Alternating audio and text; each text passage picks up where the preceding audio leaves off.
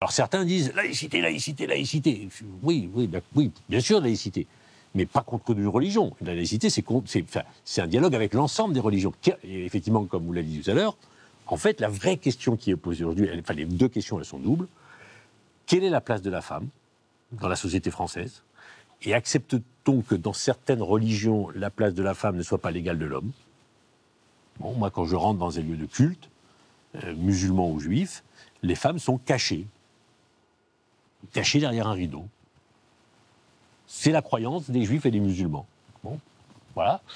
Certains disent que c'est inadmissible, ou certaines femmes juives vont mettre des perruques, et des femmes musulmanes vont mettre le voile. Voilà. Derrière, ils disent c'est pas normal. Bon, peut-être, mais c'est leur religion.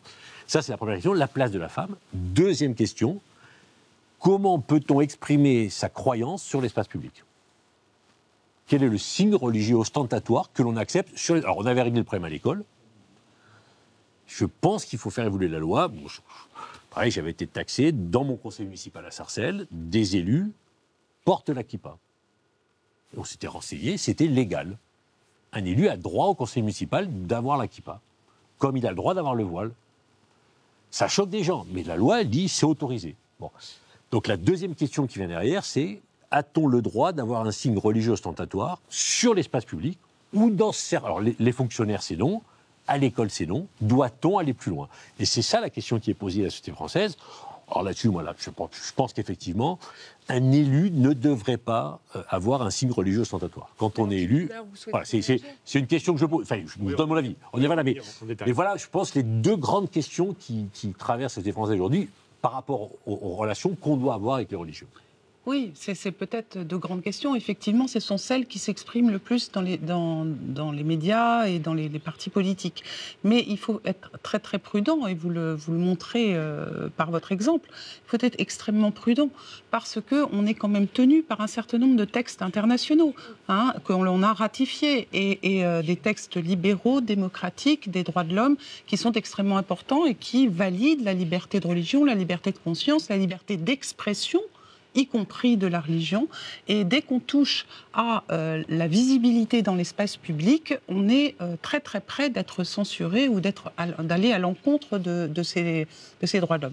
Je crois que la vraie question que vous posez, c'est qu'on est dans une société bousculée, effectivement, très plurielle, et qui est en plus de plus en plus sécularisée. Les taux de pratique, toutes religions confondues, y compris chez les musulmans, sont extraordinairement bas, entre 5 et 14% des communautés. Et puis on peut difficilement parler en plus de communautés musulmanes ou de communautés juives. Vous avez une multiplicité de communautés qui ne sont pas forcément d'accord les unes avec les autres, qui ne portent pas la même parole, qui ne portent pas les mêmes exigences.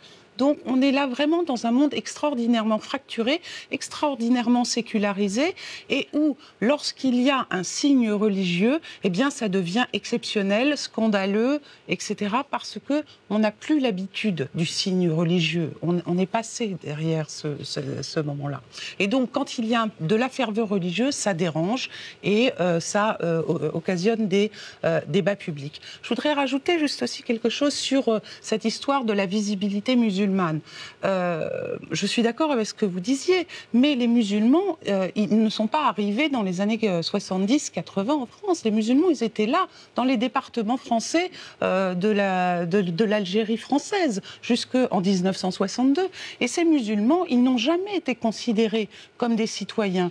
Non, la loi de séparation n'a jamais été appliquée à ces territoires. Il y a là quand même un passif historique qui est extrêmement fort et qui peut aussi expliquer, je n'ai pas dit excuser, j'ai dit expliquer une certaine réticence de certains musulmans qui se réapproprient leur identité, qui se rappellent leur histoire et qui s'aperçoivent qu'ils n'ont pas été considérés comme des égaux, comme des citoyens égaux dans les siècles passés, au moment de la séparation des églises et de l'État, etc.